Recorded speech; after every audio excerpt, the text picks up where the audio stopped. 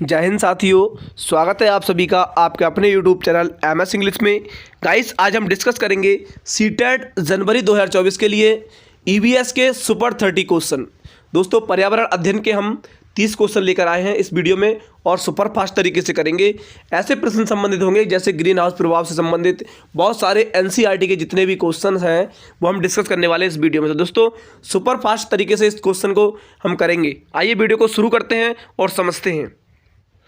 देखिए, आज का पहला प्रश्न है स्वच्छ जल के भूगर्भीय स्रोत क्या है। स्वच्छ जल जो होता है हमारा पीने वाला जो जल जो होता है H2O, उसका जो भूगर्भीय भाग है, स्रोत है, वो कौन सा है। एक्विफर्स है, एक्वाफेरा है, सतही जल है या उपरोक्त में से कोई नहीं। तो यहाँ पर राइट आंसर की बात करेंगे, स्वच्छ जल का जो भूगर्भीय स्रोत है वो उनमें से कोई नहीं है, उपरोक्त में से कोई नहीं। ऑप्शन डी बिल्कुल राइट आंसर हो जाएगा। नेक्स्ट प्रश्न देखेंगे। अगला प्रश्न है क्वेश्चन नंबर 2, अफीम पौधे के किस भागों में पाया जाता है। जो अफीम होता है हमारा, जो अफीम इसको पोस्त बोलते हैं, तो जो अफीम पौधे के किस भागों में पाया जाता है। पोस्ता में, तना में, पत्ती में या निम्न में से कोई नहीं है, इनमें से कोई नहीं। तो यहाँ पर राइट आंसर की बात करेंगे, जो अफीम पाया जाता है वो पोस्ता में पाया जाता है। किस में पाया जाता है? पोस्ता में। ऑप्शन ए बिल्कुल राइट आंसर हो जाएगा, पोस्ता। नेक्स्ट प्रश्न देखिए, जठरांत्र संबंधी रोग का कारण है।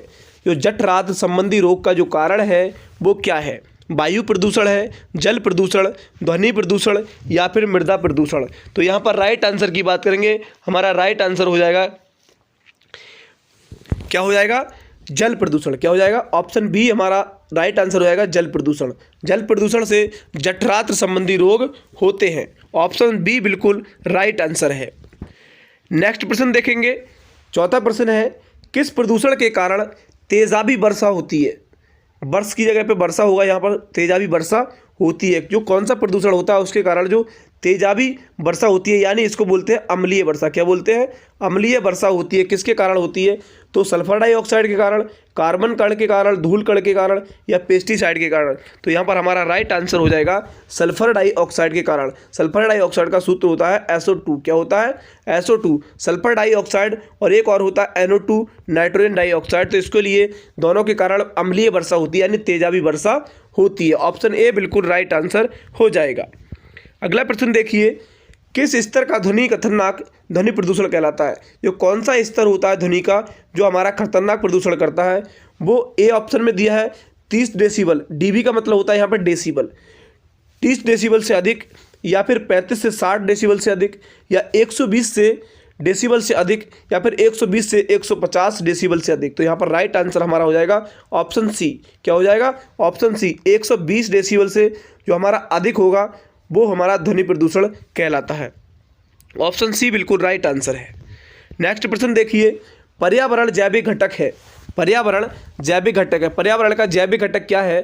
शैवाल है, पेड़ है, बैक्टीरिया है या उपरोक्त सभी। तो यहाँ पर राइट आंसर की बात करेंगे, उपरोक्त सभी, क्योंकि शैवाल भी पाए जाते हैं, पेड़, बैक्टीरिया, ये सब पर्यावरण के क्या है? जैविक घटक है। क्या है? जैविक घटक है पर्यावरण के, इसलिए ऑप्शन डी बिल्कुल राइट आंसर हो जाएगा। नेक्स्ट प्रश्न है, गरीबों की लकड़ी कहा जाता है। देखिए, गरीबों की लकड़ी कहा जाता है। गरीबों की लकड़ी किस चीज़ के लिए कहा जाता है? जो गरीबों की लकड़ी होती है वो होती है हमारी साल, सागवान, बांस या उपरोक्त सभी। तो यहाँ पर राइट आंसर की बात करेंगे, हमारा राइट आंसर रहेगा बांस। देखिए, गरीबों की लकड़ी होती है बांस। क्या होता है?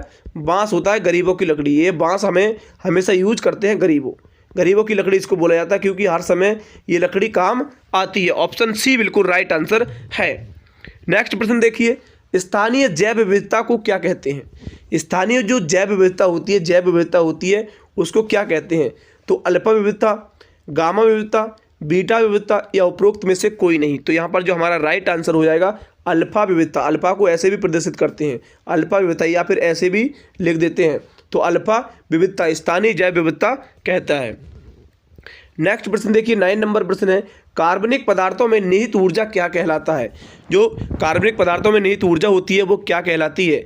भूतापीय ऊर्जा, बायोमास ऊर्जा, तापीय ऊर्जा या पवन ऊर्जा। तो यहाँ पर राइट आंसर की बात करेंगे, ऑप्शन बी बायोमास ऊर्जा। क्या कहलाती है? बायोमास ऊर्जा कहलाती है। ऑप्शन बी बिल्कुल राइट आंसर हो जाएगा। अगला प्रश्न देखिए, 10 क्वेश्चन नंबर 10 है, पीने के जल में निम्नलिखित में से किसकी अधिकता से फ्लोरोसिस बीमारी होती है। कौन सी बीमारी? फ्लोरोसिस जो बीमारी होती है वो किसकी अधिकता से होती है? कौन सी चीज़ ज़्यादा पाई जाती है उससे हमारी फ्लोरोसिस बीमारी हो जाती है? तो फ्लोराइड, पारा, लोहा या उपरोक्त में से कोई नहीं। तो यहाँ पर पीने के जल में पारा की अधिकता होने से क्या होता है? फ्लोरोसिस बीमारी होती है पारा की अधिकता से। नेक्स्ट प्रश्न देखिए 11वां प्रश्न, चिपको आंदोलन से जुड़े व्यक्ति का नाम लिखिए। चिपको आंदोलन से जुड़े व्यक्ति का नाम क्या है? यहाँ पर श्री सुंदरलाल बहुगुणा, अटल बिहारी वाजपेयी, एपीजे अब्दुल कलाम या उपरोक्त सभी। तो यहाँ पर राइट आंसर की बात करेंगे, चिपको आंदोलन से जो जुड़े हुए व्यक्ति हैं वो कौन है? श्री सुंदरलाल बहुगुणा, कि श्री सुंदरलाल बहुगुणा। दोस्तों जो भी विद्यार्थी स्टूडेंट हमारे चैनल पर पहली बार आए हों तो चैनल को सब्सक्राइब जरूर कर दें और वीडियो को शेयर कर दें। अगला प्रश्न देखिए, अगला प्रश्न है एड्स। क्या होता है? Ads, AIDS, ads. एड्स का किस कारण के कारण होता है? एड्स जो होता है वो किस कारण से होता है? यहाँ पर एड्स की बात की गई है। तो एड्स का पहले फुल फॉर्म जान लीजिए, एक्वायर्ड इम्यूनो डिफिशियंसी वायरस। क्या बोलते हैं? Acquired immuno deficiency virus syndrome, acquired immuno deficiency syndrome. क्या बोलते हैं? Acquired immuno deficiency syndrome. ये किस कारण से होता है? तो होता है ऑप्शन ए, HIV के कारण। किसके कारण? HIV जो वायरस होता है HIV, ह्यूमन इम्यूनो वायरस। इसको क्या बोलते हैं? ह्यूमन इम्यूनो वायरस, HIV, ये इसके कारण होता है। और ये देखिए TMB का मतलब होता है टोबैको मोजैक वायरस। ये तंबाकू के कारण होता है। किसके कारण होता है? तंबाकू का। ऑप्शन बी वाला जो होता है वो तंबाकू के कारण होता है। और ये जो HIV होता है वो क्या? एड्स के कारण होता है। सॉरी, HIV के कारण एड्स होता है और TMB के कारण क्या होता है? तंबाकू नामक रोग होता है। नेक्स्ट प्रश्न की बात करते हैं। अगला प्रश्न हमारा हो जाएगा, मृदा क्षरण का मुख्य कारण क्या है? जो हमारी मृदा क्षरण होती है, यानी मृदा क्षरण का मतलब होता है मृदा हमारी जो क्षरण हो रही है, कटाव हो रहा है उसमें, उसको क्या उसका मुख्य कारण क्या है? वन आच्छादन, निर्वनीकरण, उपरोक्त में से कोई नहीं, या फिर A और B दोनों। तो यहाँ पर राइट आंसर होगा निर्वनीकरण। देखिए जहाँ पर वनों की कटाई हो रही है, वनों की क्या हो रही है? कटाई हो रही है। तो यहाँ पर निर्वन हो रहा है, यानी बिना वन के जो हमारी मिट्टी होगी उसका क्या है? क्षरण होता है। तो ऑप्शन बी बिल्कुल राइट आंसर है। अगला प्रश्न देखिए, BOD का अर्थ क्या है? BOD का अर्थ क्या है? Biotic oxygen demand, biological organic death, biochemical organic demand, biochemical organic demand. तो देखिए यहाँ पर राइट आंसर हो जाएगा हमारा बायोलॉजिकल ऑर्गेनिक डेथ। क्या हो जाएगा? Biological organic death. Option B बिल्कुल राइट आंसर हो जाएगा, इसकी फुल फॉर्म हो जाएगी। अगला प्रश्न देखिए, प्रदूषण है 15 नंबर पर हमारा दिया, प्रदूषण क्या है? प्रदूषण है ऊर्जा का संरक्षण है, मिट्टी के ऊपरी परत का उजाड़ना है, अवांछित अथवा विषैले पदार्थों की उपस्थिति है, या उपरोक्त सभी है। तो यहाँ पर राइट आंसर होएगा प्रदूषण। प्रदूषण का मतलब होता है गंदगी। क्या है? अवांछित अथवा विषैले पदार्थों की उपस्थिति से क्या होता है?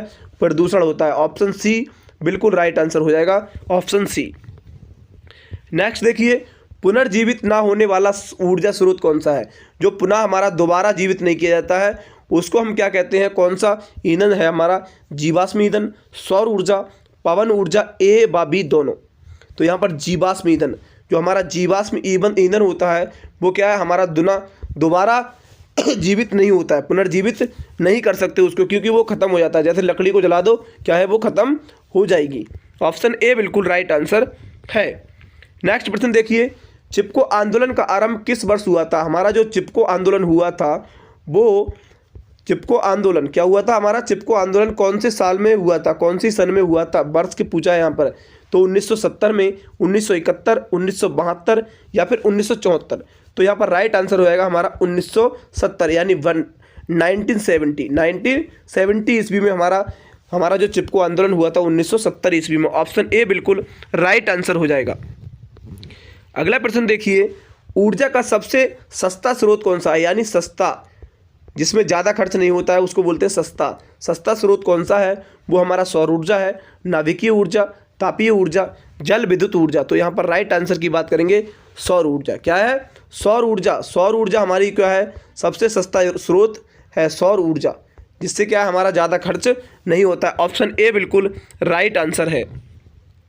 अगला प्रश्न देखिए, ध्वनि प्रदूषण से होता है, जो हमारा ध्वनि प्रदूषण होता है उससे क्या होता है? ध्वनि प्रदूषण से होता है पुतली का फैलाव होता है, हृदय की गति में वृद्धि होती है, रक्त नलिका में सिकुड़न आ जाती है, या उपरोक्त सभी। अब देखिए हमारा जो ध्वनि प्रदूषण होता है उससे क्या होता है, हमारी जो हार्ट होता है, क्या होता है, हार्ट होता है, हृदय की गतियों में क्या हो जाती है, जो धड़कन होती है वो बढ़ जाती है। क्या हो जाती है, धड़कन जो होती है वो बढ़ जाती है, यानी हृदय की गति में क्या हो जाती है, वृद्धि हो जाती है। इसलिए हमारी क्या है, ध्वनि का प्रदूषण से हृदय की गति में क्या हो जाती है, वृद्धि होती है। ऑप्शन बी बिल्कुल राइट आंसर हो जाएगा।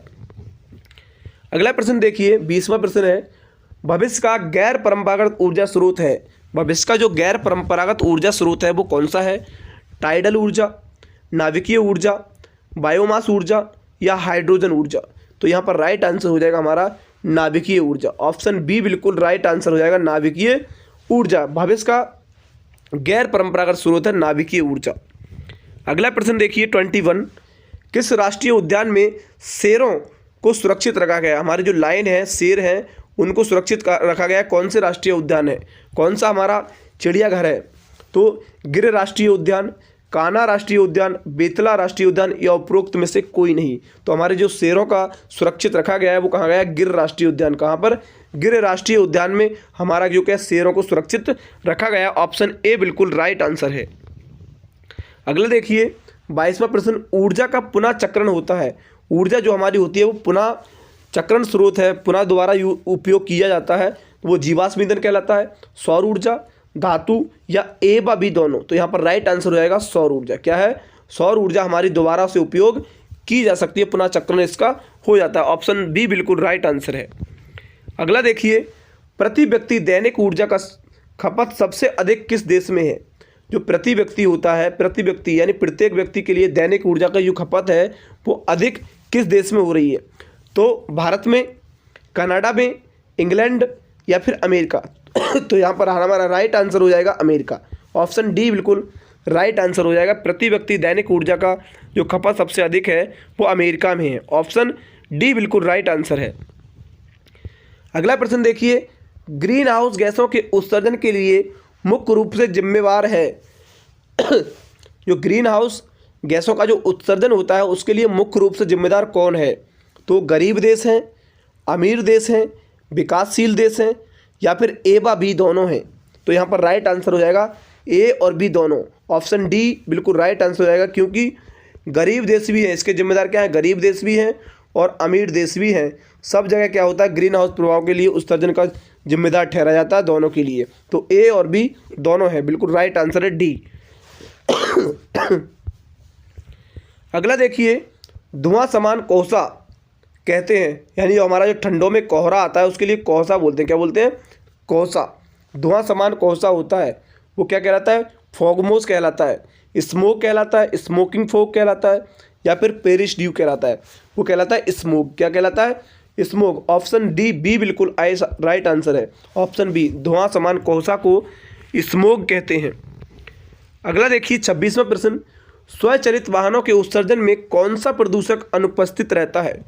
जो स्वचालित वाहन होते हैं, यानी अपने आप जो चालित वाहन होते हैं, उत्सर्जन होते हैं, प्रदूषक कौन सा अनुपस्थित रहता है, तो ए ऑप्शन में है SO2 यानी sulphur dioxide, fly ash, hydrocarbon gas, nitrogen oxide. तो यहाँ पर राइट आंसर हो जाएगा हमारा फ्लाई एश। क्या होता है, फ्लाई एश। स्वचालित वाहनों के उत्सर्जन में कौन सा प्रदूषक अनुपस्थित रहता है, तो वो रहता है फ्लाई एश। क्या रहता है, फ्लाई एश क्या है, अनुपस्थित रहता है। ऑप्शन बी बिल्कुल राइट आंसर है। अगला देखिए 27, ध्वनि प्रदूषण होता है। जो ध्वनि प्रदूषण होता है वो किस में होता है, फैदम में होता है, डेसिबल में होता है, टन में होता है, या फिर किलोग्राम में होता है।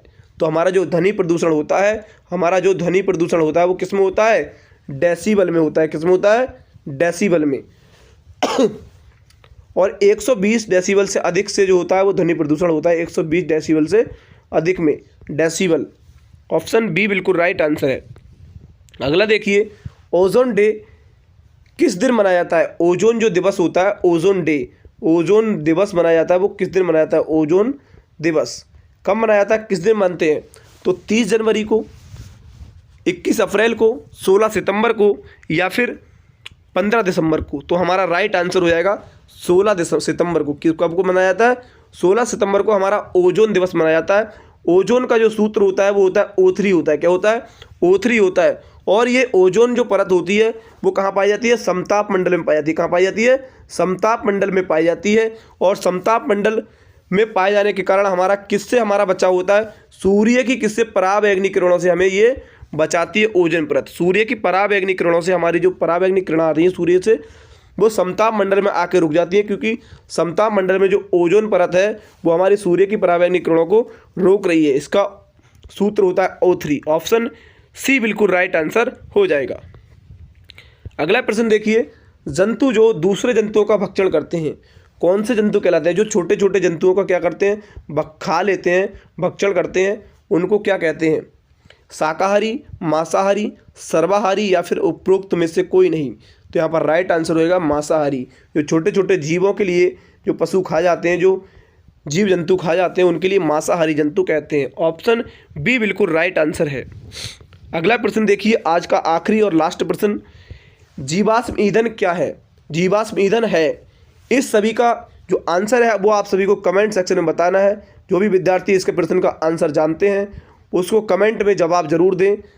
पुनर्जीवित होने का संसाधन, कभी समाप्त न होने वाला संसाधन, पुनः जीवित न होने वाला संसाधन या फिर उपरोक्त में से कोई नहीं। इन चारों ऑप्शन में से कौन सा आंसर राइट आंसर है उसका जवाब आपको कमेंट सेक्शन में देना है। ये आप सभी के लिए क्या है? HW है, क्या है? होमवर्क है। तो दोस्तों ये रहे हमारे 30 क्वेश्चन, हमने सुपर फास्ट तरीके से करे हैं। EVS के जो CTET UP TET के लिए बहुत ही इंपॉर्टेंट है।